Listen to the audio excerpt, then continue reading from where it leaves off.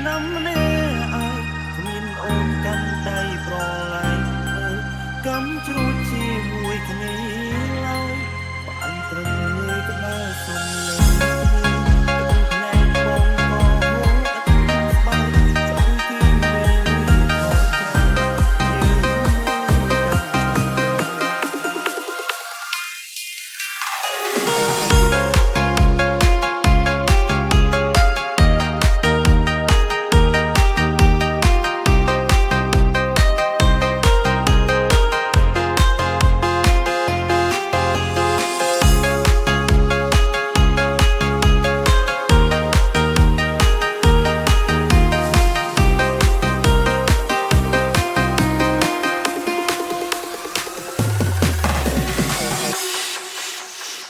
We are Family TSRCT ប្រែត្រជាជុំក៏ស្ងាត់រងីឯកាសំលឹងមើលនាលីកាក៏ចិត្តដល់មេទីចុងក្រោយទៀងទូរស័ព្ទលើរូបថតអនុសាវរីយ៍ Welcome to Mr. John Nard Remix សល់ត្រឹមការចងចាំ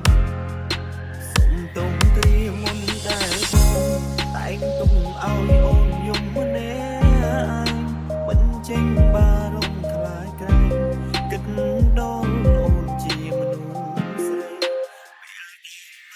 ពេលនេះមិនបងរូបអូនដឹងថាស្មានដុំ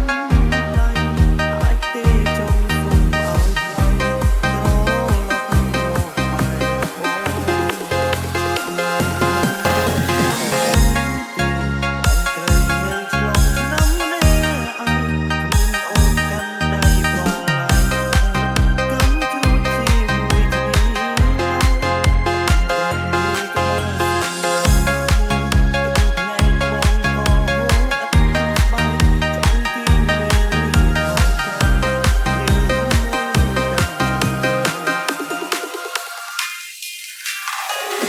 កំជួយធ្វើច្បាប់ឲ្យស្អាត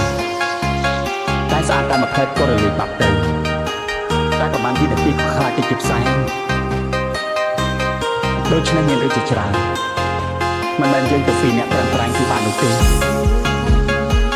របស់ល្អគួរតែទុកក្នុងចិត្ត